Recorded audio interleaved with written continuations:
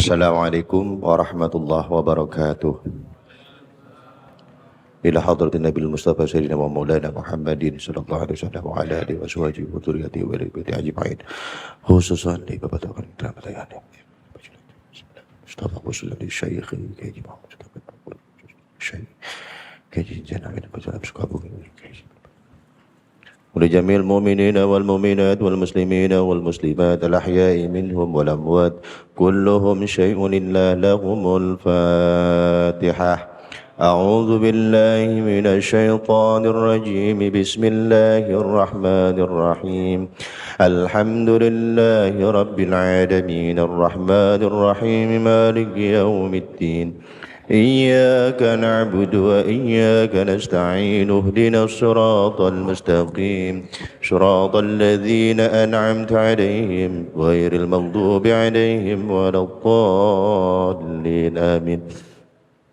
Alhamdulillah wassalatu wassalamu ala Rasulillah Muhammad ibn Abdullah asyhadu an la ilaha illallah wahdahu la syarika lah wa asyhadu anna sayyidana wa nabiyyana Muhammadan sallallahu alaihi wasallam abduhu wa rasuluhu la nabiyya ba'da.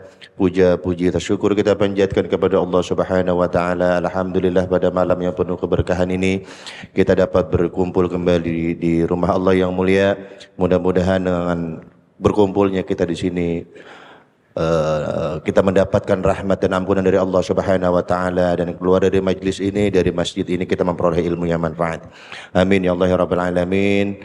Segenap pengurus Masjidul Islam, wabil khusus Kakanda Ustadz Harun Syarani, juga semuanya jamaah yang mohon maaf tidak bisa saya sebutkan namanya satu persatu, namun tidak mengurangi rasa hormat dan ta'zim saya. Alhamdulillah kita kelanjutkan kembali setelah libur 2 kali, yaitu halaman yang bawa kitab halaman 21. Judulnya Al-Faidatu Tsaniyah.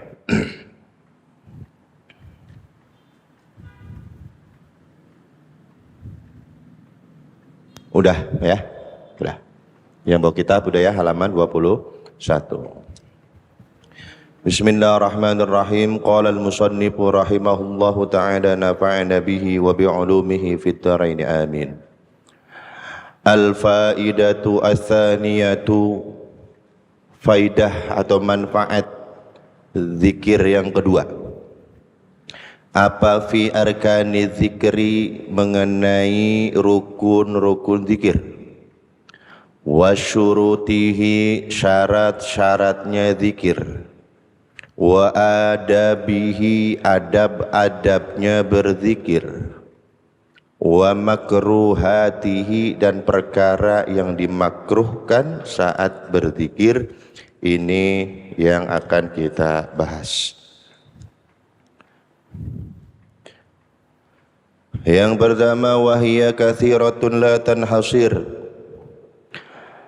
Wahiyya, rukun dzikir, syarat, adab, makruh, katsiratun, jumlahnya banyak, la tanhasir, tidak bisa dihitung. Walakin na'ti bima tayassara, akan tetapi akan kita coba kupas, akan kita bahas bima tayassara, hal-hal yang mudah untuk kita pahami. Makasih. Faminha, diantaranya rukun zikir. Wa huwal aslu, dan ini merupakan pondasi dasar, pokok. Ini mesti nih berarti nih ya.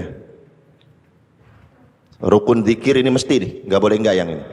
Coba kumpulnya kemarin juga biar enak coba. Jangan mojok begitu. Sini tengah-tengah sih. Ya, diantaranya wahwal aslu, yang merupakan menjadi pondasi dasar. Yaitu apa? Aklul halali, memakan makanan yang halal. Lianna, karena sesungguhnya tibal mat'ami, makanan yang halal, wal malbasi, pakaian yang halal, Kadzalika wa huwal aslu, keduanya merupakan pokok utama syarat zikir. Maafin. Di sini Imam Abdullah Al-Haddad menegaskan kepada kita, dari sekian banyak rukun, syarat, adab dan makruh, yang pertama kali beliau bahas adalah sebelum Anda zikir, terlebih dahulu Anda perhatikan makanan yang Anda makan, minuman yang Anda minum, pakaian yang Anda pakai. Cek dulu udah halal belum, karena ini merupakan pokok wajib, tidak bisa ditawar. Kama qala, sebagaimana dikatakan oleh siapa? Sayyiduna Abdullah ibnu Umar, yang dikatakan oleh sahabat Abdullah ibnu Umar. Abdullah ibn Umar ini adalah anak dari Sayyidina Umar radhiyallahu anhuma, semoga Allah meridhoi mereka berdua. Jadi kalau kita baca ada nama sahabat yang cuma disebutkan Ibnu, seperti ini, Ibnu Umar, itu artinya anaknya Umar, anaknya Umar.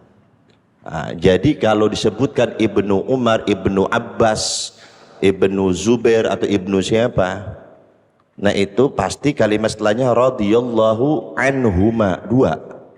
Orangnya satu yang disebut, tapi di doanya adalah dua. Maksudnya iya si Abdullahnya, ya si bapaknya kena, paham ya? Jadi kalau disebut nama sahabat cuma Ibnu Anu gitu, Ibnu Fulan, maka radhiyallahu anhuma, dua, bapaknya ikut berarti. Pahami itu. Beliau mengatakan, lau sholaitum, seandainya kalian melakukan salat, hatta takunu kal hanaya, sehingga punggung kalian itu bengkok seperti bengkoknya busur panah. Tahu busur panah? Panah tahu? Dia melengkung nggak? Melengkung kalau bahasa kitanya, melengkung ya. Walaupun kalian sholat saking seringnya, saking banyaknya, sehingga melengkung tubuh kita. Wasumtum, dan kalian berpuasa, hatta takunu kal autari, sehingga tubuh kalian menjadi tipis, kurus seperti tipisnya tali busur panah. Melengkung, ada talinya kan, gede kecil itu, kecil.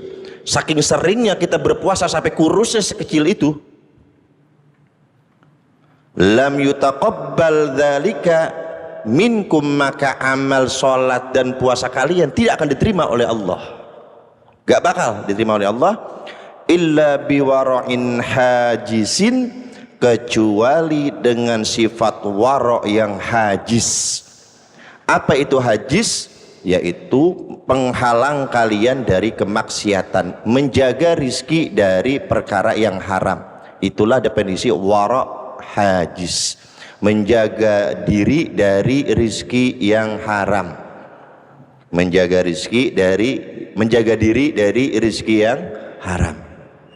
Sebanyak apapun sholat yang kita kerjakan, sebanyak apapun puasa yang kita kerjakan, itu pasti ditolak oleh Allah kalau kita tidak memperdulikan rizki yang kita cari. Bayangkan itu.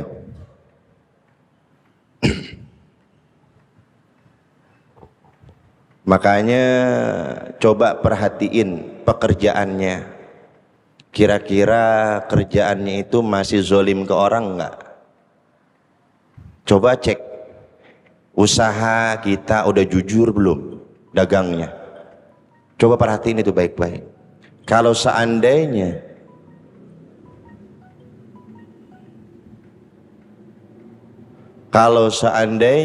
kita tidak memperdulikan rizki yang kita makan, kita sholat 5 waktu, kita puasa di bulan Ramadan, kita nggak sadar amal kita semua itu ditolak oleh Allah Subhanahu wa ta'ala karena sebab rizki kita yang haram. Ini hati-hati. Imam Ali Al-Khawas itu seorang ulama sufi, ulama besar. Beliau mengatakan, kalau ada orang rajin ibadah, hebat ibadahnya, tapi rizkinya haram, itu seperti ayam mengerami telur berharap menetas menjadi anak, padahal telurnya tembuhuk. Telurnya apa sih tembuhuk itu bahasa kerennya apa? Busuk. Kalau tembuhuk bahasa Betawi ya. Jadi ayam, induk ayam, dia ngeremin telur nih, berharap supaya jadi anak. Si ayam ini nggak tahu kalau ternyata telur yang dia rami itu busuk telurnya. Manfaat nggak? Nggak manfaat. Begitulah orang yang beribadah, hebat ibadahnya, tapi dia tidak memperdulikan rizkinya dari mana, halal haramnya dia nggak peduli, sama saja seperti ayam tadi. Paham ini? Sayang banget ya, udah dieremin, udah dijagain, udah diangetin, udah diapain aja itu pada telurnya, tapi busuk. Amal ibadah yang kita kerjakan busuk di mata Allah kalau kita tidak memperhatikan rizki kita. Paham ini? Makanya banyak, termasuk guru kita Habib Al-Mahbub, Habib Ahmad, beliau itu paling susah kalau diajak makan di pinggir jalan, paling susah itu beliau. Itu pasti banyak nolaknya, kecuali saya yang ngajak kita paksa. Kalau kita yang ngajak kita paksa. Karena apa? Karena mereka ini sangat menjaga makanan ini, takutnya ini misalkan motong ayam, motongnya bener nggak? Sampai ke sono mikirnya halal nggak? Ini jangan-jangan ayam tiran, ini jangan-jangan, itu mikirnya ke sono. Itu orang-orang begitu tuh. Kita begitu nggak? Apalagi udah lapar mah udah mau di mana aja berhenti udah. Udah pokoknya lapar apa perut udah melilit, berhenti ya di sini, mau halal kek mau haram kek, masa bodoh udah. Itu kita. Mereka lebih baik mereka menahan lapar tapi jelas yang mereka makan dibandingkan makan sembarangan. Termasuk salah satu guru saya, Allah yarham, Kiai Haji Muhammad Ustadz Tamrin Bogor. Itu beliau kalau safir, kalau jalan itu mesti bawa makanan sendiri di mobil. Satu memang ketahuan halalnya, kedua memang ketahuan, kan beliau namanya sudah sepuh ya. Ini pelajaran buat kita nih. Ustadz, kalau ngundang acara maulid ya, kita makannya malam kan ya, tanyain dulu tuh kiai punya penyakit apa, jangan main suruh makan aja, kesian. Kayaknya makan daging kambing ini gurih banget. Gurih mah gurih, darah gue naik ini. Masalahnya dia punya darah tinggi, mau diomongin ke panitia nggak enak, udah disuguhin, bener nggak? Nah, ini tradisi harus kita rubah nih yang begini. Tanyain dulu Kiai sebelum diundang tapinya. Lah kalau udah di sini mah udah disuguhin makanan udah bingung. Ini kagak makan apa, nasi doang. Udah gitu gula lagi. Makan apa jadinya dia? Minum dong perutnya koclak. Kebijakan minum perutnya. Coba biasakan, telepon Kiai nanti bisa hadir, bisa.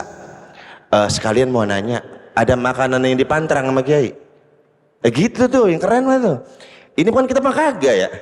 Apa aja kita suruh makan dapat 2 hari setruk kita denger. Perasaan belum lama ngisi di kita, lah ente yang ngundang nggak bener. Ketahuan orang punya darah tinggi dikasih kambing. Ini pelajaran buat kita nih. Yang sayang sama Ustadz, yang sayang sama Kiai, ya, makanannya, minumannya. Saya tuh dulu sama guru saya, Allah yarham, Kiai Haji Zainal Abidin Bajul Ashab Sukabumi, Uwak ya.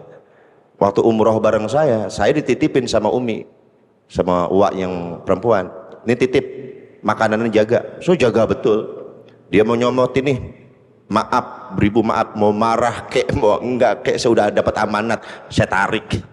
Dia mau nyomoti di maaf, beribu maaf, saya tarik. Karena orang Sunda, ari orang teh dahar naon atuh. Terus saya makan apa? Ya karena kita sayang, Coba biasain begitu ya. Ini belum biasa di kita ya. Belum biasa di kita. Kita biasain ini sebagai tanda sayangnya kita sama guru kita. Ilmunya masih kita butuh. Ilmunya masih kita butuh seperti itu. Nah, kalau misalkan kita diundang makan sama yang jelas ketahuan solehnya, itu boleh makan sebanyak-banyaknya, sebab itu syifa yang kita makan itu jadi obat. Contohnya seperti kasus Imam Syafi'i diundang makan oleh Imam Ahmad bin Hambal, makannya rakus Imam Syafi'i Sampai anaknya yang perempuan Imam Syafi'i ngelihat, ini imam beneran disebut pantas jadi imam, makanya saya geganyem mulu. Makan mulu. Begitu ditanyain, coba tanyain itu, ngapa jadi rakus begitu? Katanya imam di mana-mana kalau kiai makannya dikit ya kan? Gitu. Ini mah agak banyak ini. Kenapa? Apa jawaban Imam Syafi'i? Sebab aku sangat meyakini kehalalan yang dimasak oleh Imam Ahmad bin Hambal, dan saya berharap barokahnya dari Imam Ahmad bin Hambal. Nah gitu. Jadi ntar kalau ngelihat jamaah nggak saya makan rada banyak di tempatnya Ustadz Harun, jangan protes ya. Setelah kita baru kan itu orang soleh, beri campur lapar ongkoh lagi. Gitu ya. Kecuali orang yang benar-benar kita yakini kehalalannya, makan itu obat buat kita, obat buat kita. Lagian kita kan dikasih resep sama Imam Abdullah Al-Haddad, kalimat mujarab dan sudah teruji coba. Bismillahilladzi la yadurru ma'asmihi syai'un fil ardi wala fis sama'i wa huwa sami'un. Itu nanti datang di babnya. Khalid bin Walid radhiyallahu taala anhu diuji coba sama orang Yahudi. Khalid sini ya, bener gak Nabi ente yang bilang barang siapa yang membaca ini nih, hadis ini begini aman dari apapun, termasuk racun. Udah disiapin racun sama orang Yahudi, racun nomor 1. Nah kalau ente yakin itu sabda Nabi saya, nah ini saya bawa nih, cobain dah. Sayyidina Khalid, nanti ada tuh kisahnya di sini di kitab ini. Sayyidina Khalid bin Walid sangat sam'an wa ta'atan kepada Rasulullah SAW, meyakini tidak ada keraguan sedikit pun apa yang disabdakan oleh Rasulullah. Yang mana racunnya? Ini Bismillahilladzi la yadurru ma'asmihi syai'un fil ardi wala fis sama'i wa huwa samiul alim. Ditelan gak ada masalah. Ente jangan nyoba-nyoba. Sini mana racun? Bismillahilladzi la yadurru, mati bener udah. Karena keyakinannya yang beda. Ini keyakinan kita ke Allah, keyakinan kita sama Rasulullah nggak full. Coba kalau full, orang-orang dulu kalau saya baca sejarah, baca Bismillah bisa terbang, bener ada. Baca Bismillah jalan di atas air, jalan ngambang. Cuman Bismillahirrahmanirrahim, jalan di atas air. Nah itu kejadian ketika perang sama orang Persia itu.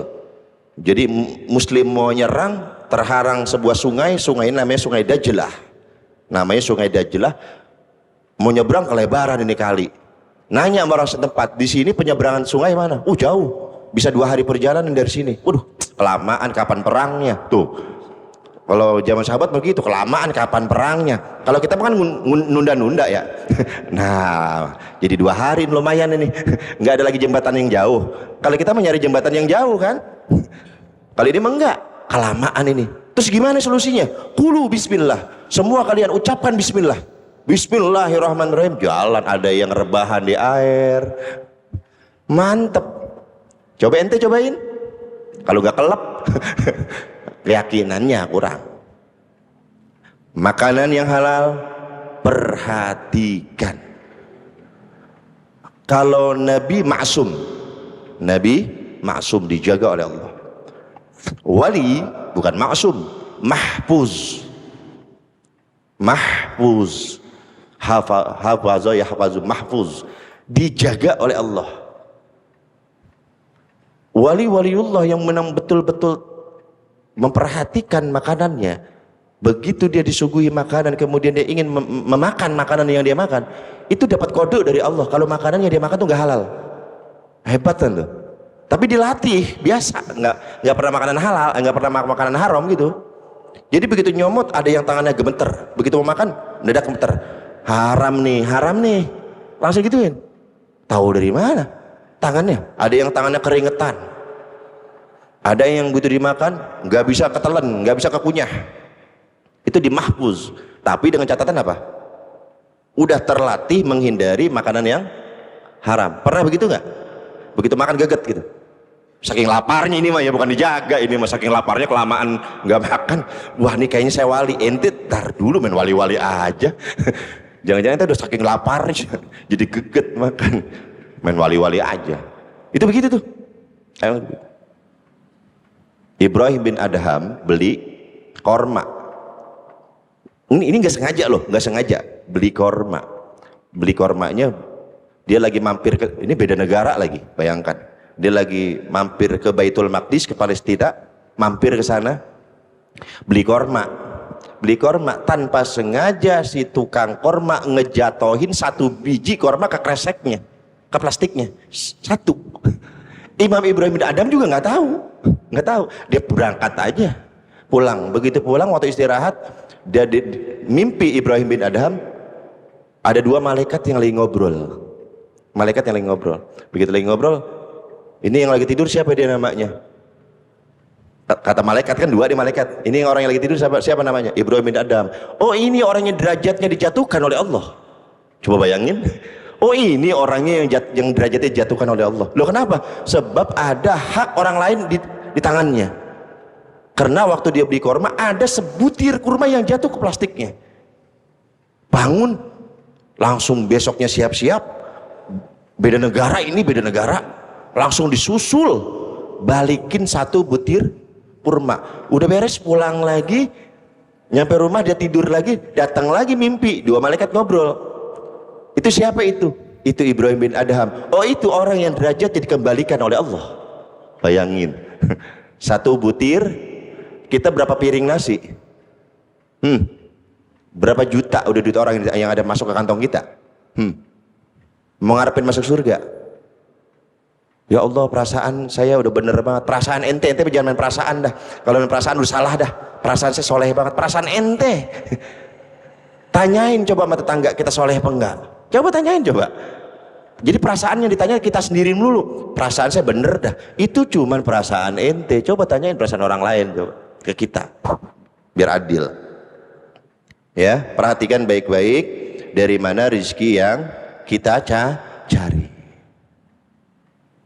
Wa fil haditsin nabawi, sebagaimana dijelaskan dalam sebuah hadis Rasulullah sallallahu alaihi wasallam, Rasulullah menjelaskan lamma dzakara rajula, tentang perihal seorang laki-laki, Rasulullah menceritakan tentang kejadian ar-rajula, seorang laki-laki, yutilus safara, yang telah menempuh perjalanan yang jauh, musafir. Rasulullah sedang menceritakan ada seorang musafir laki-laki menempuh perjalanan yang jauh, asy'atha akbar, kusut rambutnya, berdebu wajahnya, dekil tubuhnya. Ila an qala, ini hadis panjang sampai ke akhir hadis itu ila an qal. Nah, Mas Ojak, kalau misalkan ada kalimat sampai mana kajian kita kemarin, ila an qala sampai, nah itu dia. Ila an qala sampai ujungnya hadis, wa mat'amuhu haramun. Di akhir kisahnya Rasulullah mengatakan wa mat'amuhu, dan makanannya yang ia makan haramun, itu haram. Wa malbasuhu, dan pakaian yang ia pakai haramun, haram. Wa ghudhiya bil harami, dia diberi makan dari rezeki yang haram. Fa anna yustajabu lidzalika, jika seperti ini maka bagaimana akan diterima doanya oleh Allah. Ini hadis menceritakan ada 3 orang yang apabila berdoa pasti dikabul oleh Allah, pasti. Ini udah pasti nih. Jadi nggak mungkin dikabul nggak ya, enggak.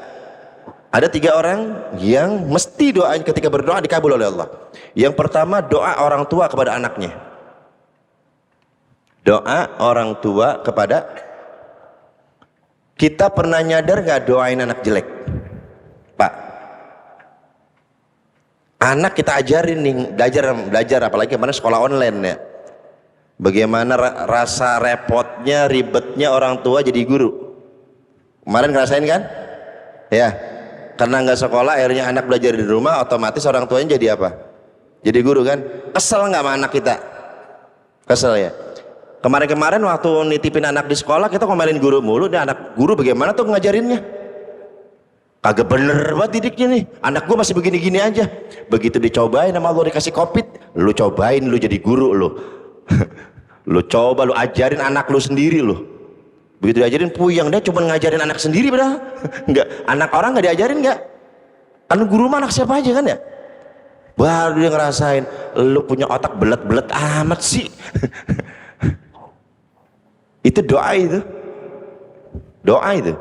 Lu jadi anak belet-belet amat sih. Jangan kaget kalau anak punya otak doa. HP bapak dipakai sama anak, jatuh, rada rusak ini HP. Itu anak diapain itu? Kalau nggak dipukul diapain itu? Diomelin kan? Kata-katanya cakep apa jelek? Itu doa bukan? Kita nggak nyadar, ya Allah kenapa anak saya begini. Banyak anak menjadi durhaka karena orang tua tidak sadar telah mendoakan anaknya dengan doa yang buruk.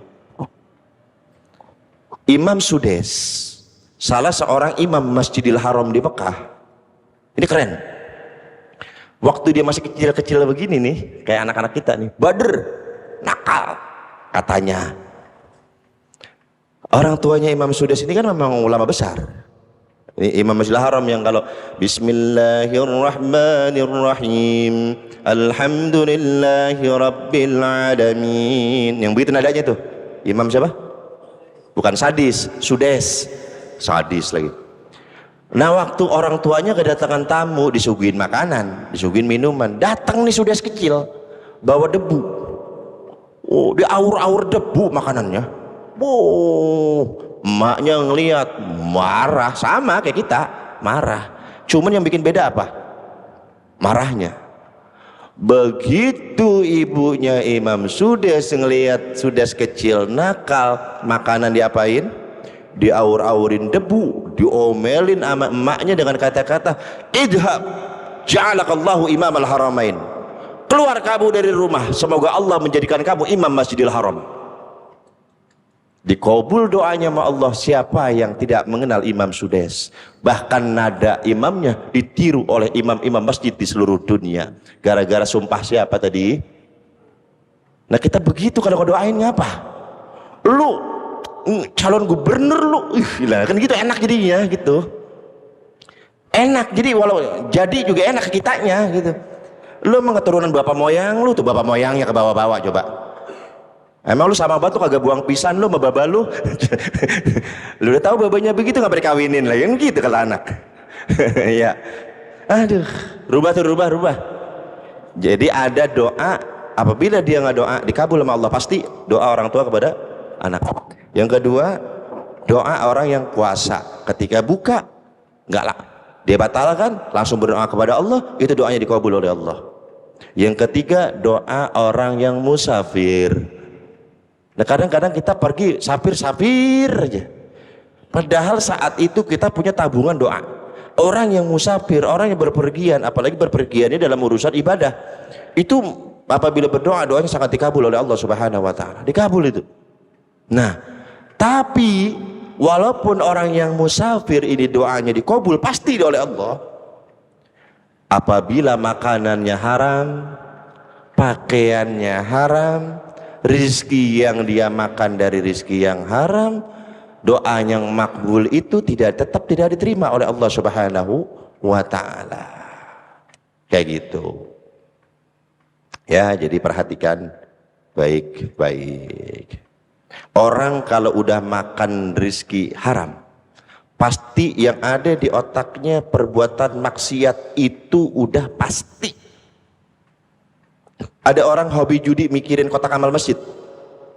Saya nanya, orang hobi judi mikirin kotak amal masjid, mikirin anggaran masjid, ada nggak? Ini udah Islam ini, itu kalau dia hobi judi dia, mungkin nggak? Gak bakal. Begitu dia menang, bagaimana caranya dia pakai lagi itu duit buat penjudi lagi supaya lebih gede lagi menangnya. Udah nggak mikirin, jangankan kata masjid, keluarganya aja udah nggak dipikirin, betul nggak? Itu udah otomatis, itu udah otomatis. Kalau rizki yang dia makan haram, maka gerakan tubuhnya itu arahnya ke maksiat. Jadi begini, ini pohon dari kecil, supaya kita mau atur, mau ke kanan, mau ke kiri, mau ke atas, ke bawah, lakukannya, itu diapain? Hah? Dari bonsai. Orang yang rizkinya haram, maka sama saja dia telah membonsai tubuhnya ke arah kiri, ke arah neraka. Dibonsai terus, gak mungkin dia ke kanan, gak mungkin, dibonsai udah. Dari mana? Nutrisi, makanan, gizi yang masuk ke tubuhnya dari haram, cenderungnya ke maksiat. Maksiat arahnya kemana? Ke kiri terus. terus, pasti kiri terus. Dan orang yang memperhatikan makanannya, kehalalannya, dia telah membonsai tubuhnya ke arah kanan. Begitu. Kiri neraka, kanan kemana? Surga. Habib Umar Al-Hafiz juga setelah melihat juga rujukan beliau, Rasulullah itu nanti sama Nabi Ibrahim dikasih mimbar. Ini bentar lagi maulid ya. Ya, Nabi Ibrahim dikasih mimbar, Rasulullah dikasih mimbar. Nabi Ibrahim sebelah kanan, Nabi Muhammad sebelah kiri. Sahabat komplain, ya Rasulullah, kanan itu lebih mulia, kanan itu lebih baik dari kiri. Kenapa Ibrahim ditaruh di sebelah kanan? Engkau di sebelah kiri, sedangkan engkau lebih mulia dari Ibrahim. Emang saya yang minta, kata Rasulullah. Loh kenapa? Sebab kanan itu adalah orang-orang yang menuju surganya Allah. Tapi kiri adalah orang-orang yang digiring kemana? Ke neraka. Ketika ada orang yang digiring menuju neraka dan aku melihat dia adalah umatku, ketika itu juga aku akan memintakan syafaatnya kepada Allah Subhanahu wa taala. Ya Allah, ini umatku. Ya Allah, ini. Makanya saya minta sebelah kiri. Baik Nabi kita ya. Minta Rasulullah. Besok saya mau ingat nih. Besok ada maulid di guru kita, di orang tua kita Habib Ahmad bin Usman bin Yahya, sehat panjang umur. Kalau bisa luangin waktu ya. Besok ya, hadir. Besok banyak hal juga yang akan saya sampaikan. Seperti itu. Rasulullah, Masya Allah. Bisa berkaitan dengan Rasulullah. Dah, ntar kelamaan. Ini aja lanjut. Wa minha di antaranya rukun syarat dan syarat zikir. Alla yakuna muraiyan. Hendaklah tidak bermaksud riya. Wa mutazayyinan linnas, juga tidak berhias diri di hadapan orang lain. Jadi kalau mau zikir, hindari riya, hindari menghias diri di hadapan orang lain. Yang dipakai Bang Bahran, apa namanya yang dipakai buat zikir? Oh kan, masa tasbih lagi udah bisa jelasin. Misbahah atau subhah, bukan tasbih. Ya, ingat tuh, awas, alat untuk bertasbih namanya subhah atau misbah. Itu subhah atau misbah adalah salah satu alat yang bisa memunculkan riya. Baik misbah butiran maupun misbah digital. Itu nggak terasa tuh. Sesering loh ketemu orang begini, alhamdulillah udah 5.000. Saya nggak nanya. Saya nggak nanya. Kalau lagi ngumpul begini, alhamdulillah dari pagi udah 5.000. Gila mati. Kita ngomongin ngomel dia kan. Nah, oh ini yang dimaksud oleh Imam Al ini. Supaya dipuji rajin zikir, itu tasbih kemana aja, muter aja kemana aja itu. Masya Allah, tasbih. Wah, ayo aja. Baca apaan mulutnya mak? Diputer aja sama dia. Itu gerbang ria itu. Gerbang ria. Kalau memang misalkan kita udah terbiasa make, terus ada orang lihat, minta fatwa ke hati. Istabti qalbak, minta fatwa ke hati kita sendiri. Saya ria nggak ya? Minta fatwa. Hati kecil kita tuh nggak bakal bohong. Nggak bakal bohong. Sekarang begini, kita ngomongin orang, hati kecil kita nyadar nggak kalau kita ngomongin orang? Nyadar kan? Tahu nggak salah? Terus kenapa diterusin? Coba. Orang yang nyolong, coba tanyain, Pak, Bapak tahu nggak nyolong itu haram? Tahu. Terus nggak diterusin?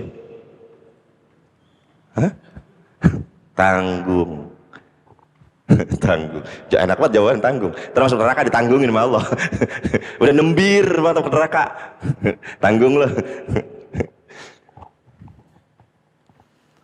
Tahu hati kecil apapun yang kita kerjakan, kemudian itu salah yang kita kerjakan, tanya hati kecil kita, gue tahu gue salah ini, saya tahu ini saya salah ini, tapi masalahnya kita tahu tapi kita nggak mau tahu.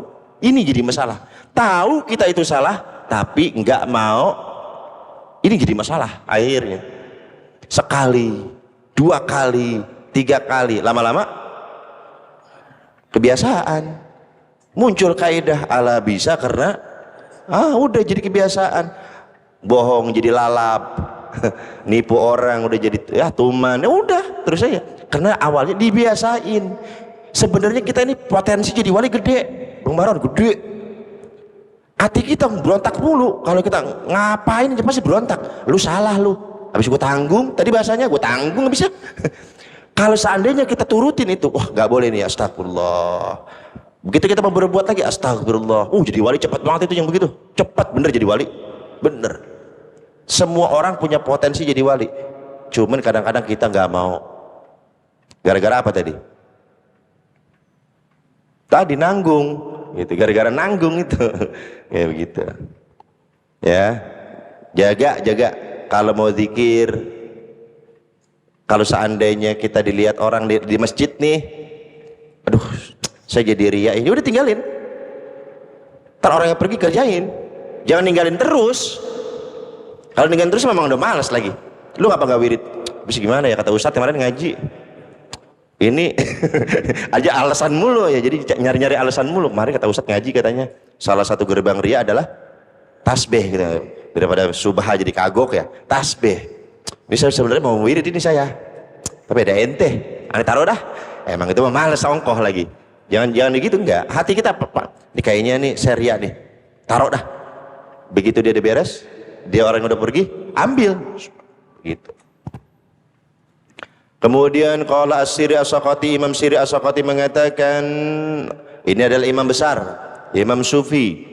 Kalau yang suka tawasul pasti kesebut nih, Imam Siri As-Saqati. Pasti kesebut ini, imam besar, imam tasawuf. Rahimahullahu, semoga Allah merahmati beliau.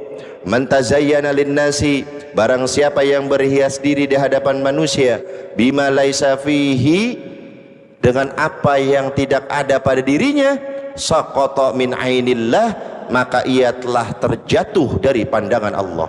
Orang yang maksain memperbagus dirinya di hadapan orang lain, padahal dirinya nggak kayak begitu. Contoh, ininya diapa-apain ininya, jidatnya diapain? Ini jadi pertanyaan, ini bener-bener atharus sujud apa bener digosok? Ini saya bingung. Kita nggak bisa nilai, wah digosok lu ya. Enggak, saya nggak nilai gitu, enggak. Yang tahu dia. Nah ketika dia gosok supaya dia mengharapkan apa? Pandangan orang lain. Soleh banget itu jidat tapi tebel begitu, gitu kan? Imam Ali Zainal Abidin As-Sajjad, gelarnya As-Sajjad karena banyak sujudnya, sehari 500 kali sujud, berarti kan 1000. Kan sujud 2 kali kan? Berarti 1000 rakaat. Itu dengkulnya kayak dengkul ontak, kapalan. Saking banyaknya sujud. Untung di dengkul nggak kelihatan. Kalau ini kan kelihatan banget nih, ya kan? Nah jadi pertanyaannya, digosok apa bener-bener karena banyaknya sujud? Yang tahu kan kita. Kalau kita gosok, kita mengharapkan pujian orang lain, maka saqata an ainillah, dia jatuh dari pandangan Allah. Apa maksud jatuh dari pandangan Allah? Orang-orang yang dipandang oleh Allah, Allah jauhkan dia dari neraka. Orang yang dipandang oleh Allah, maka dia terhindar dari masuk neraka. Kalau Allah tidak memandangnya, berarti kemana? Hati-hati ya. Udah biasa aja udah. Rasulullah pernah ngomong begini nih, at-taqwa hahuna, kata Rasulullah. Takwa itu di sini. Takwa itu di mana? Maksudnya di mana nih? Takwa itu bukan di sini. Takwa itu bukan di sini. Takwa itu bukan orang yang begini. Takwa itu adalah orang yang hatinya bersih kepada Allah Subhanahu wa taala. Itu takwa namanya. Kalau hatinya udah bersih, ini hati ini sentral, maka tangannya bersih, pikirannya bersih, kakinya bersih, semuanya bersih. Kalau hatinya bersih, kayak gitu. Jaga dari riya ya. Qala Al-Fudailu rahimallahu taala, Imam Al-Fudailu rahimallahu, ini juga Imam Fudail adalah seorang sufi besar. Ini dulunya mantan rampok, taubat. Dulu tukang begalnya sendiri, dia mah nggak main tim, begalnya sendiri. Masyhur banget ini Imam Fudail bin Iyad. Kalau begal sendiri, nggak main keroyokan, nggak. Semoga Allah merahmati beliau. Beliau mengatakan, tarkul amali min ajlin nasi riyaun, meninggalkan amal karena orang lain riya. Perhatiin baik-baik, meninggalkan amal karena orang lain riya.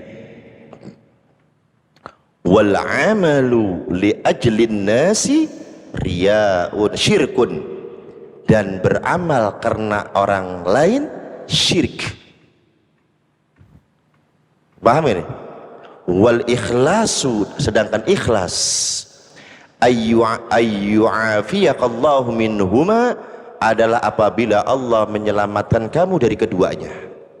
Itu namanya ikhlas. Ikhlas itu adanya posisinya di tengah-tengah antara riya dan syirik. Kita meninggalkan amal karena orang lain disebutnya apa? Riya. Ulangi, kita meninggalkan amal, kita nggak jadi ngerjain ibadah karena orang lain, itu disebutnya apa? Kayak tadi nih, kita mau wirid, mau zikir, ada dia gua taruh nggak jadi zikir nggak jadi sholat itu namanya riya. Kenapa? Bukan meninggalkan ibadah bukan karena Allah, tapi karena siapa? Karena orang. Paham nggak? Karena orang. Sedangkan kita beramal supaya orang melihat kita, itu namanya syirik. Berarti ente ibadah karena makhluk, ibadah karena manusia, bukan karena Allah. Allah kita doain, makanya disebut syirik. Syirik di sini bukan artian syirik besar, menyekutukan Allah, bukan. Makanya Rasulullah pernah mengatakan, ma'akhwafu ada ummati asyirkul asghar. Yang aku takutkan, yang aku khawatirkan umatku nanti mereka tertimpa syirik kecil. Sahabat nanya, wa ma syirkul asghar ya Rasulullah? Syirik kecil itu apa wahai Rasulullah? Ar-riya, riya. Ya. Jadi meninggalkan amal karena manusia itu namanya riya. Berangkat nih dari masjid dari rumah kita mau ke masjid nih. Mau kemana? Mau ngaji. Sobat soleh. Jadi gua nggak jadi dah. Itu namanya apa? Ini banyak nih yang gagal berangkat nih. Dari rumah udah niat gagal berangkat, ujiannya banyak banget. So soleh banget lu kayak ngerti aja. Ntar lu bader lagi. Tuh ada aja ujiannya. Ya dah. Itu namanya apa? Ria. Agak gue berangkat terus. Begitu duduk, temen-temen di kelompok gua kagak ada nih. Ya di geng gua kagak ada nih, gua doang ini. Berarti yang paling bener gua ini. Nah itu namanya apa? Syirik. Karena dia ngaji untuk dipuji orang lain, untuk diketahui orang lain, untuk dilihat orang lain. Itu kategorinya syirik. Nah ikhlas itu adalah diantara keduanya. Ikhlas itu seperti susu. Susu itu dari apa? Berasal dari kotoran dan darah. Muncul apa? Susu. Susu itu asalnya dari kotoran dan darah. Coba tanya dokter hewan gida kalau nggak percaya. Kata ulama gitu, susu itu berasal dari kotoran dan darah, muncul susu. Amal yang ikhlas pun seperti itu. Gini aja deh, kalau kita mikirin itu mah kagak, akhirnya kagak ngaji-ngaji, kita nggak ibadah-ibadah. Udah pokoknya ria aja, ria dulu dah. Udah ria aja, udah ria, nggak apa-apa dah. Berangkatnya mah dari ria, masa ilok bertahun-tahun masih ria aja, udah gitu aja dulu. Kadang-kadang sama teman-teman, udah saya mau ngaji nih, saya masih susah banget, pengen dilihat orang aja masih. Udah berangkat aja, berangkat. Sehari, 2 hari, 3 hari, seminggu, 2 minggu, 3 bulan, 4 bulan, 4 tahun. Masa masih begitu aja? Nggak mungkin Ada barangkali satu mah kali yang ikhlas mah ada kali, itu ibaratnya. Makanya kan saya pernah bilang, kalau kita nih potongan model kayak kita, sedekah jangan banyak-banyak dah. Kalau banyak-banyak, ria mulu, ria. Gopay dah 1.000 dah, 1.000. Ada yang sedekah 1.000 belagu, sombong. Aneh sih ini alafu. Udah gua ngomong gaya Habib, aneh sih alafu. Habis sedekah barusan berapa? Seceng. Ya indah. Kan kita jitak lu cuma 1.000 aja, Roman udah belagu banget. Jadi kita potensi riaknya kecil. Kalau sedekahnya kecil. Udah bagus-bagus diumumin, alhamdulillah telah menyumbang hamba Allah 1 juta. Temannya dicolek. Gua itu gua. Temannya dicolek. Mendingan lu sekalian lu umumin. Itu aneh. Nah mendingan diumumin sekalian. Ya gitu. Udah kita memang kalau potongan model kayak kita udah belajar dari riak dulu. Biarin nggak apa-apa. Allah Maha tahu ya Allah. Yang penting kita minta amal Allah, ya Allah. Ini saya masih riak, saya masih ujub, saya masih begini. Bimbing saya ya Allah. Makanya banyakin baca doa. Ya muqallibal qulub, tsabbit qalbi ala dinika atau ala ta'atik. Biasain supaya hati kita kokoh dalam berbuat kebaikan. Selanjutnya wa minhal ju'u, di antara rukun zikir adalah ju', lapar. Lapar. Fala yahsulu ta'thiru wa tanwiru illa bil ju' wa khifatil ma'ad. Di antara syarat zikir, rukun zikir yang lainnya adalah lapar. Karena apa? Kenapa lapar? karena efek zikir, cahaya zikir tidak akan datang kecuali dengan cara lapar dan mengurangi makan. Kita maka subhanakallahumma wa tahiyyatuhum fiha salam wa akhiru da'wana alhamdulillahi rabbil alamin. Nampan keluar gua kan, minuman kopi keluar, teh keluar. Lah kapan jadi walinya kita? Lah baru gua beres buat zikir, tahan dulu ngapa sih? Bentaran. Jadi syaratnya, di antara syarat zikir adalah lapar. Ini lapar nggak? Lapar, mau belum makan ya. Syarat zikir lapar. Tapi wa huwa ghairul ju'i syadid. Dengan catatan laparnya bukan lapar yang terlalu lapar. Terlalu lapar juga enggak. Alladzi yantafiya ma'ahul khusyu' wal hudur. Karena kebangetan lapar juga terlalu lapar sehingga bisa menimbulkan tidak khusyuk dan tidak hadirnya hati. Emang enak lagi zikir la ilaha illallah, bari perut kerucuk la ilaha, perut kerucuk.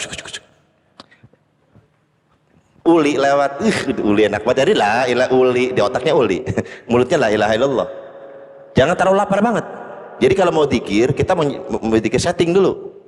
Misalkan makan 2 suap 3 suap supaya perut kita rada keisi gitu. Terlalu lapar juga aja jangan. Kemudian wa minha maqalahu bi mukhtasaril ihya'i lil balali. Di antaranya maqalahu yang sebagaimana disampaikan fi mukhtasaril ihya, di dalam kitab mukhtasar ringkasan kitab al-ihya lil balali yang dikarang oleh Imam al-Balali, syartu kulli dzikrin haitsu yusmi'u nafsah.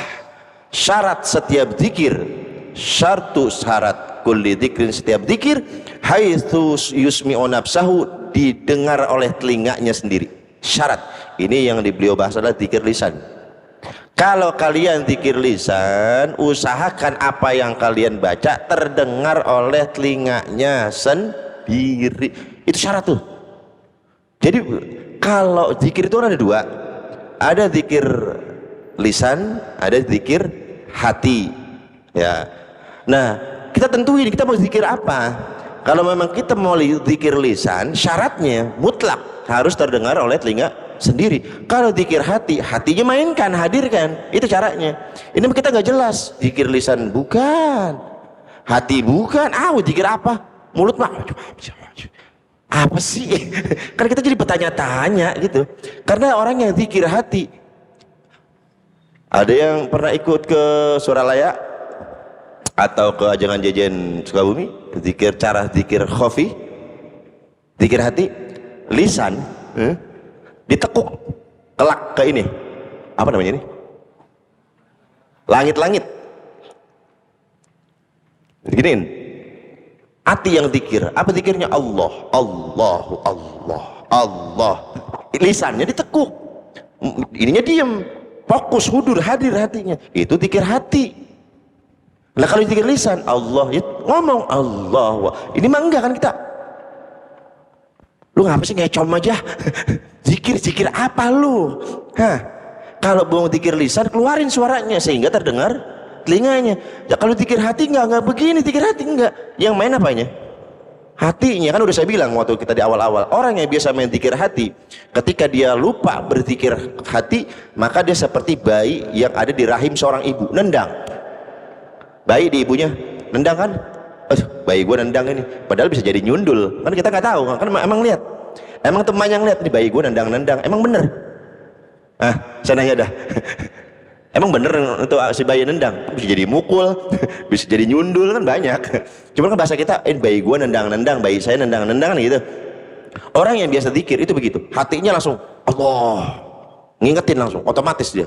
Itu kalau udah jadi, itu mah kalau udah jadi. Ya paham ini?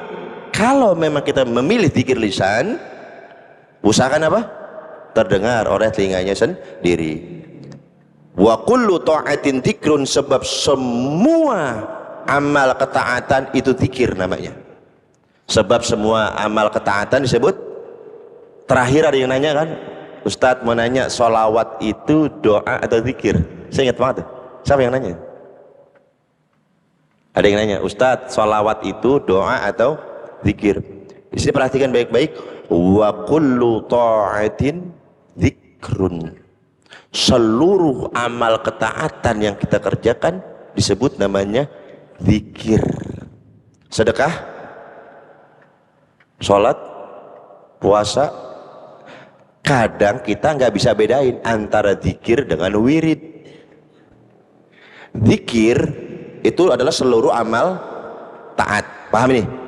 Ya, zikir adalah seluruh amal taat. Ketika kita sudah menentukan satu amal ketaatan dan kita kerjakan secara istiqomah, itulah statusnya berubah yang tadinya dari zikir yang sifatnya umum menjadi wirid. Amalan khusus yang dikerjakan secara istiqomah disebut namanya. Nah, kita mau zikir baca, wirid baca, bukan, jangan salah paham itu ya. Ya, zikir itu apa? Seluruh amal taat, amal kebaikan itu disebut dengan zikir. Begitu kita udah pilih nih satu amal ketaatan, kita kerjakan secara dawam, kita kerjakan secara istiqomah, berubah statusnya dari zikir menjadi wirid. Apa aja. Makanya kalau ditanya wirid dan ente apa? Subhanallah. Berarti ente sering membaca subhanallah. Apa semua orang baca itu? Wiridan ente apa? Alhamdulillah wiridan ane sedekah. Loh, ane nanya wiridan ente. Kok ente jawab sedekah? Berarti dia belum ngaji. Paham nggak maksudnya? Paham nggak? Jadi wirid itu bukan cuman ucapan subhanallah, alhamdulillah, la ilaha illallah, Allah. Enggak. Apa aja? Ya, paham ini? Paham ya? Bedakan antara zikir dengan wirid. Zikir seluruh amal kebaikan, amal ketaatan, zikir. Begitu kita ambil satu, istiqomah kita kerjakan, dawam kita kerjakan, berubah statusnya dari zikir menjadi apa? Menjadi wirid. Wal ma'thuru aslam.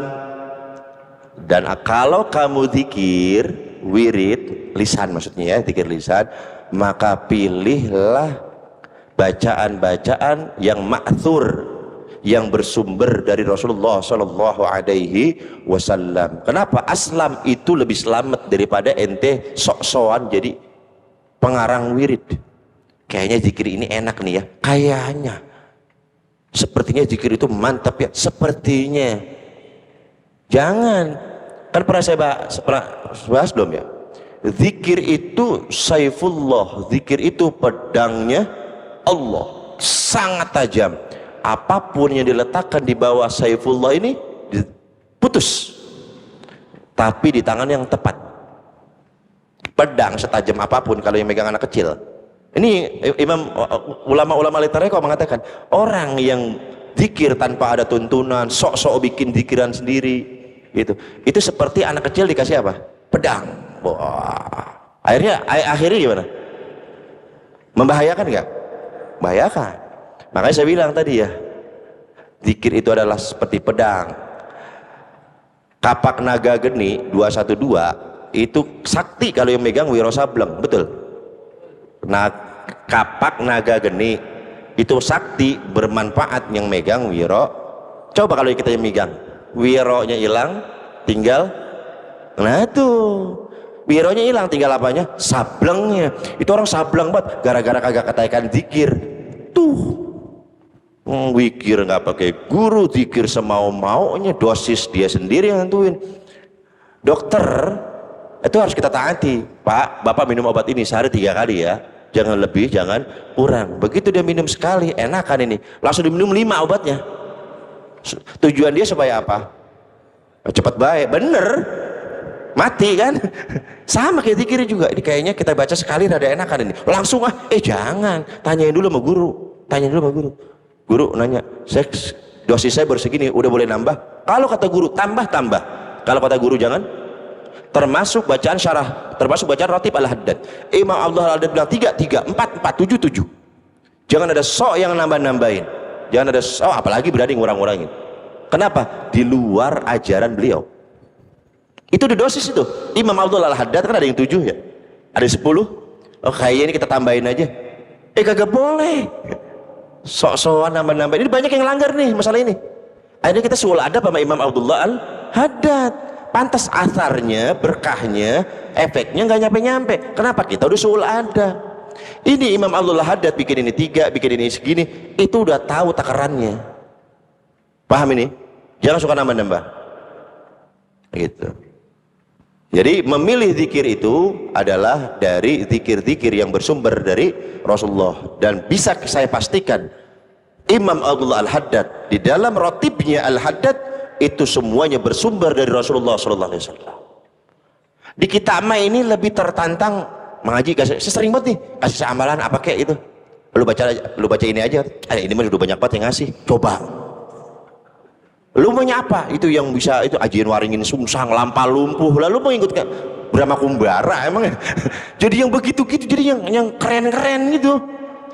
Dikasih, lu baca la ilaha illallah. Itu mah siapa gue bisa. Tuh coba itu. Kita kasih sobat siapa aja bisa. Jadi pengennya zikir-zikir yang aneh-aneh kayak tadi. Ajian saipi angin. Yang begitu-gitu dicari. Ya Allah. Ini nih yang begini nih. Wal ma'thuru aslam, zikir yang bersumber dari Rasulullah, dari para ulama itu aslam, lebih selamat. Apalagi ngamalin ilmu pelet. Sebingung tuh ya.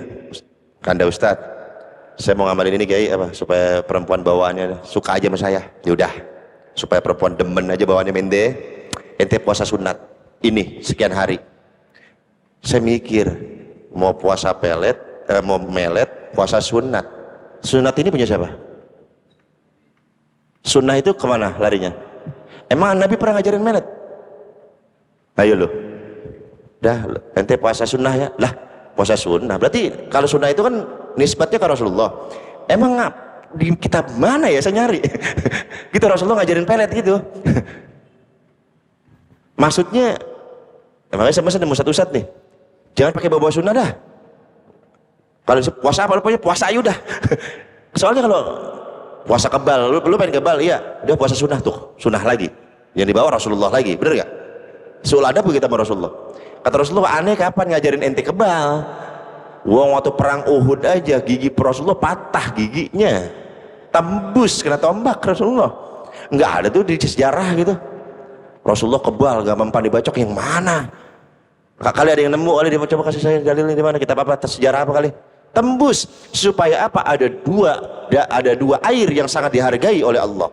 Satu, air mata yang menetes dari mata karena takut kepada Allah. Kedua, darah yang tertumpah karena berjuang di jalan Allah. Itu sangat dihargai di sisi Allah. Lah kalau kebal ente gimana nggak dapat penghargaan dari Allah ente? Brak.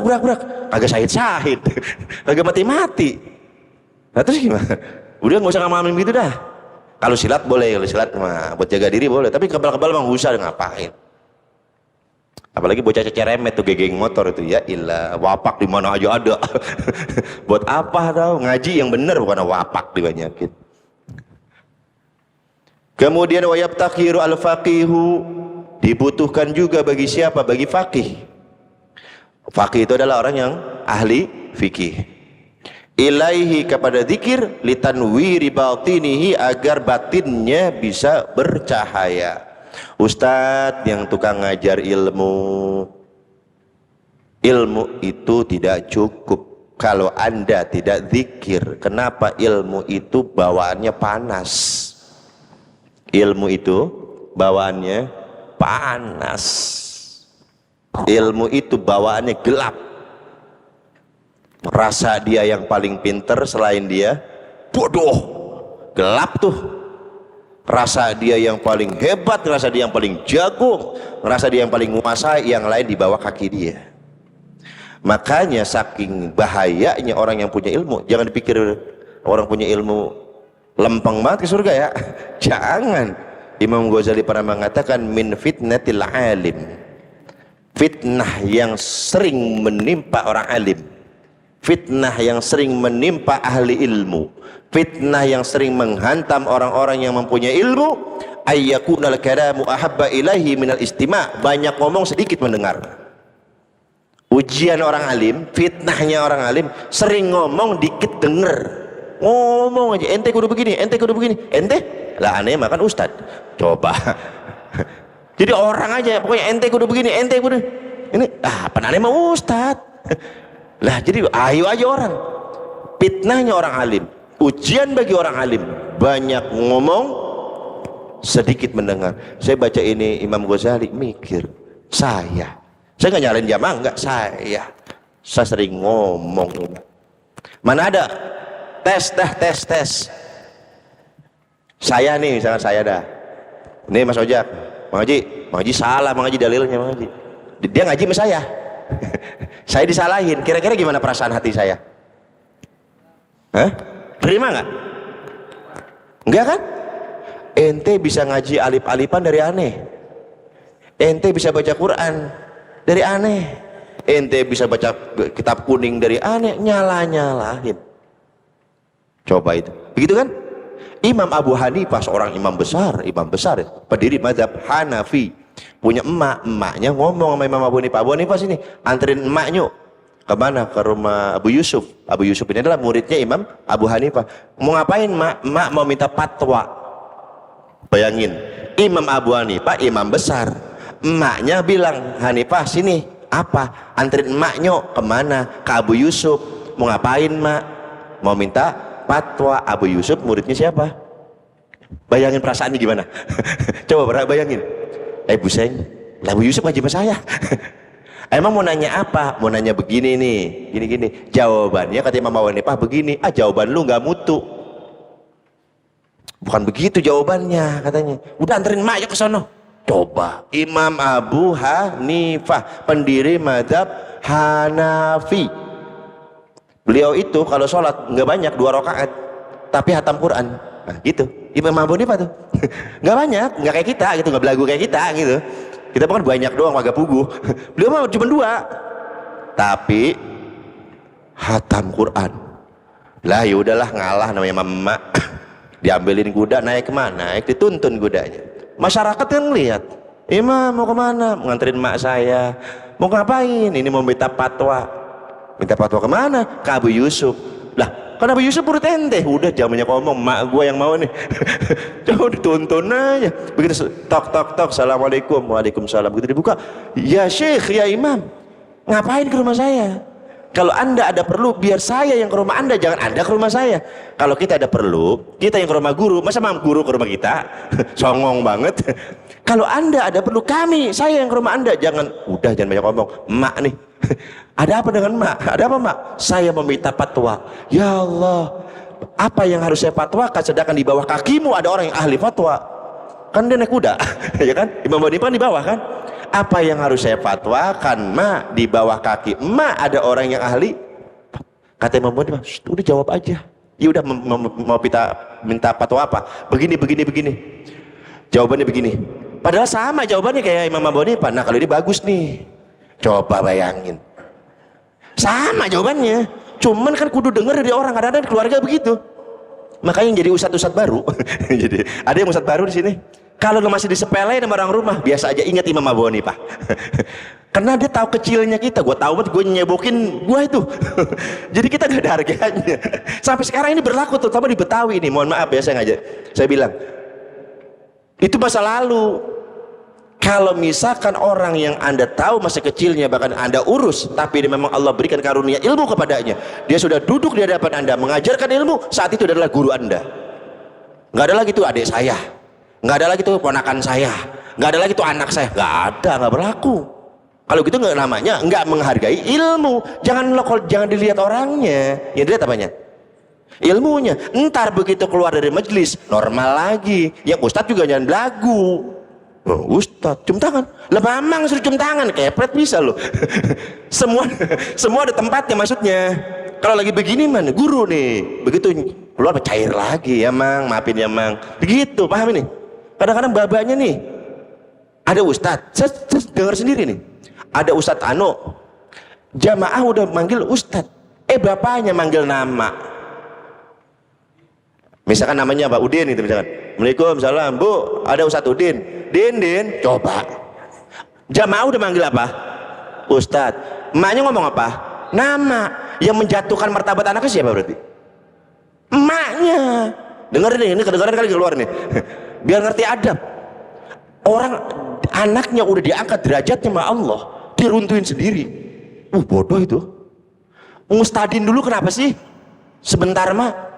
Bu, ya Ustadz Udin ada. Ustadz Udin, berkesal, Ustadz Udin anak gua kan gitu. Berkesal, tapi kan hormatin dulu namanya. Ustadz Udin, ada jamaah tuh nyariin, enak, nama Dendin, ya, ampun dah.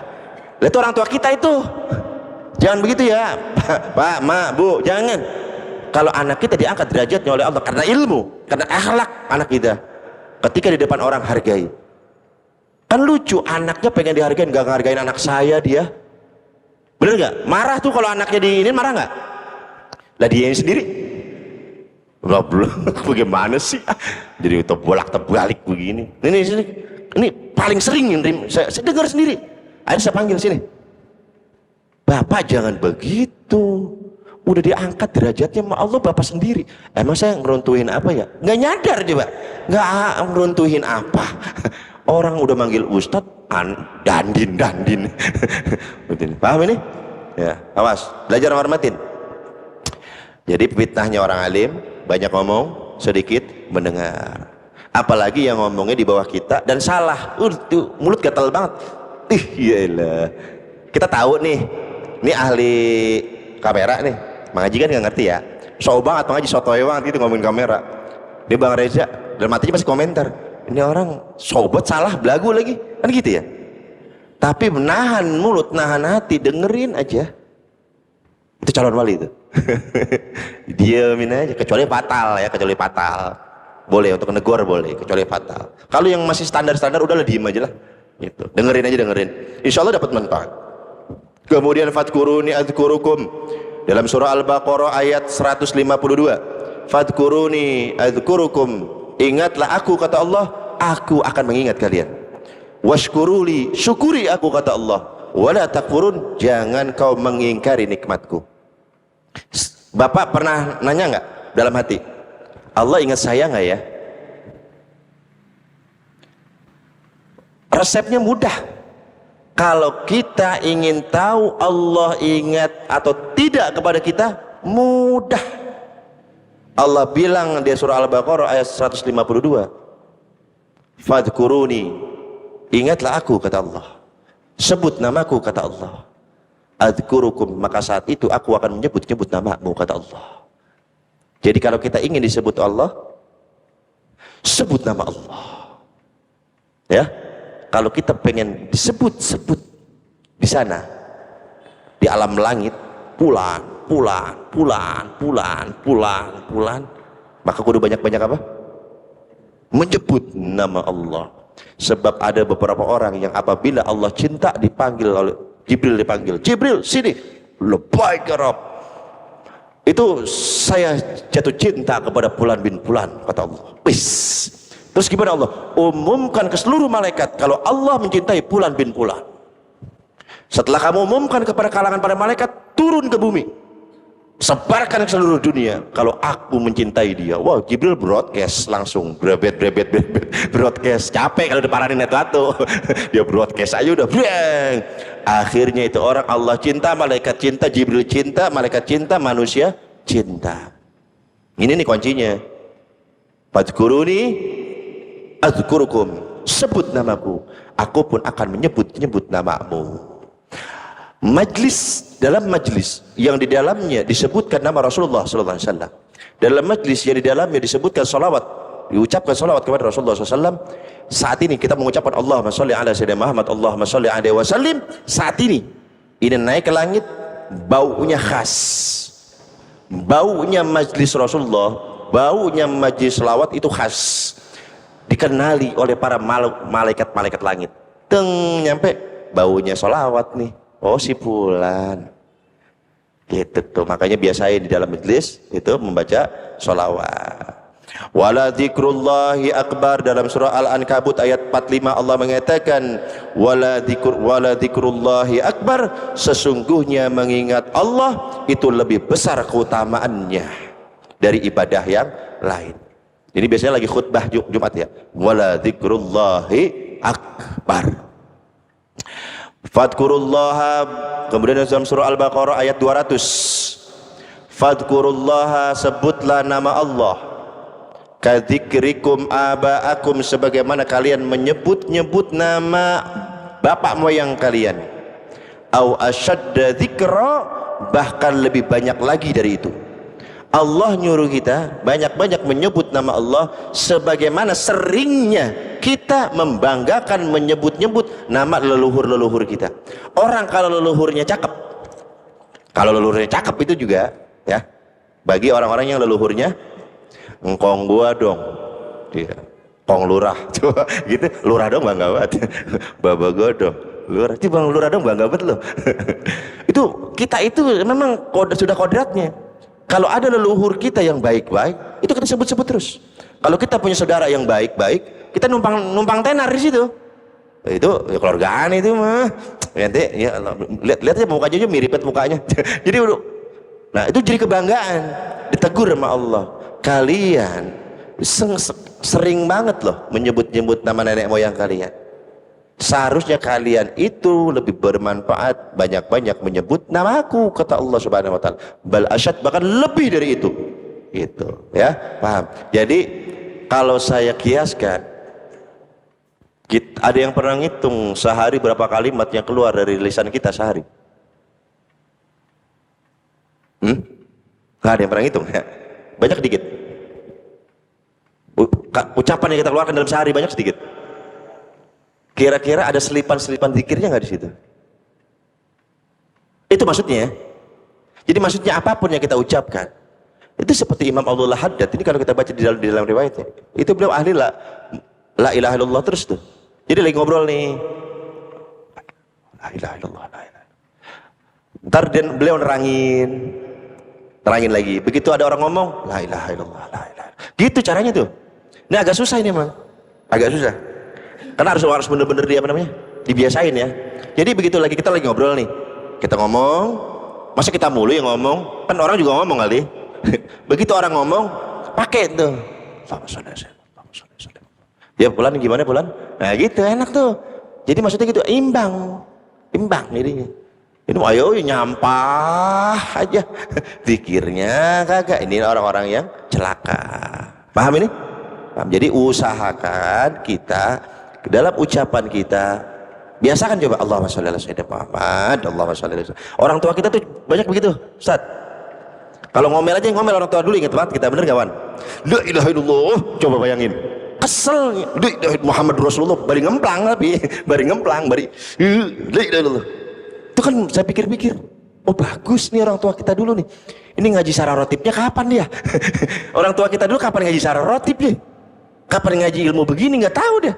Tapi dibiasakan oleh mereka, marahnya aja la ilaha illallah Muhammad, pasti itu. Ingat gak yang orang-orang tua zaman dulu? Pasti ada aja baru bertangan baru begini la ilaha illallah. Tapi kalau coba orang tua zaman sekarang, dasar lo anak setan lah. Kalau saya anak setan, bapak setan. Udah begitu aja. Makanya salah satu kesalahan orang tua dalam mendidik anak adalah suka nakutin anak dan kagak jelas. Anak kita masih kecil, masih orok, kagak bisa tidur. Masih kecil nih, ranjang diapain? Tuh, ada apa tuh? Siapa yang suka begitu? Anak punya bocah di rumah, kagak bisa tidur, rewel banget. Ranjang diapain? Diketok. Tuh, suara apa tuh? Suara setan tuh. Ada masih suka begitu? Ada masih. Padahal di kamarnya kagak ada siapa-siapa, yang ada cuma emaknya sama bapaknya. Berarti setan siapa? Nah itu dulu. Orang bacain Yasin, la ilaha illallah, jangan ranjang lah diketok. Ada setan. Ketahuan cuma emak bapaknya yang di kamar. Makanya udah gede anaknya lebih takut sama setan dibandingkan takut sama Allah. Lu apa kagak puasa? Gua takut sama setan. Nah gitu. Gara-gara kecil aja. Ya itu saja dapat sampaikan. Ada yang mau ditanyakan soal barusan? Gak ada yang mau nanya? Apa yang saya yang nanya? Gak ada yang mau nanya? Insyaallah paham ya. Jadi ingat, yang pertama rezeki, makanan, pakaian. Sebelum zikir perhatiin, cek dulu. Oh, ini rada-rada syubhat ini, rada-rada bawa nipu ini. Ganti. Peci sering nih minjem nggak dipulangin. Peci biasanya pertukaran, ini pertukaran pelajar bagus, pertukaran pelajar dari Eropa kemana gitu. Ini pertukaran peci. peci muter. Begitu di majlis, ini peci siapa ya? Oh pas nih, dipakai aja udah, dia zikir aja. Itu halal halal apa haram? Halal apa haram? Pulangin, jangan ketawa aja lu. Pulangin lu peci orang. Main pakai sedang-sedangin aja, sedang seenak sedangnya. Itu punya orang. Sehingga kita akhirnya pengaruhnya ke kita. Buku, tasbih. Kalau yang tukang rokok mah kan korek hilang mulu. Kalau di dalam dunia perwiridan, tasbih yang hilang mulu. Tasbih gue sampai ngambil sih. Kalau tukang rokok kan korek yang hilang mulu. Korek gue sampai ngambil sih. Kalau dalam orang yang tukang wirid bukan korek. Tasbih aneh kemana sih tasbih ini? Nggak tahu dipakai sama temen. Wah ente lemot jadi wali aneh bilang. melanggar salah satu rukun ente. Pada ketawa-ketawa aja. Ya nggak ada nanya nih dah. Mudah-mudahan bermanfaat. Ditutup doa oleh guru kita Ustaz Muhammad. Assalamualaikum warahmatullahi wabarakatuh.